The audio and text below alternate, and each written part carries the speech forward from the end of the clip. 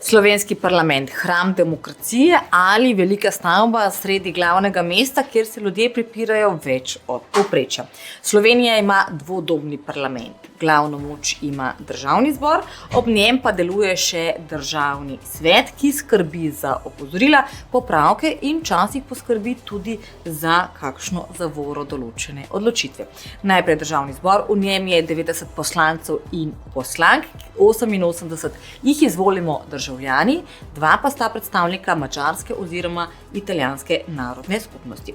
To so ljudje, ki odločajo tako rekoč o vseh, o zakonih, o proračunu, o vladi, o pravilih, ki vplivajo na vse nas, recimo od tega, koliko bo stal bencin na bencinski črpalki do cene študentskih kosil.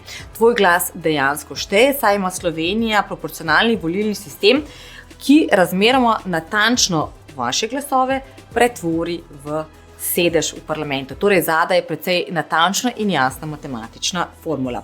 Državni svet na drugi strani pa predstavlja 40 svetnikov, ki niso voljeni, ampak so predstavniki različnih interesnih skupin in sicer lokalnih skupnosti, delojemalcev in delodajalcev, kmetov, obrtnikov. Ne vladajo, ampak komentirajo, predlagajo in z vetom lahko tudi začasno ustavijo zakon, ki gre na to ponovno v proceduro v državni zbor.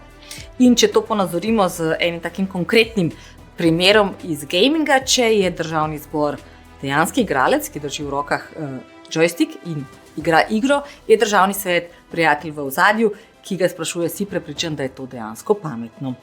Parlament kot celota torej sprejema zakone, potrjuje vlado, ministre, proračun, skoraj da vse, kar se dogaja v državi, se slej ko prej znajde tudi na poslanskih klopeh. In če ste si kdaj pogledali kakšno sejo odbora, komisije ali pa zasedanje državnega zbora, boste ugotovili, da to radi počnejo precej na glas in ob tem časi zlomijo celo kakšen govorniški pult.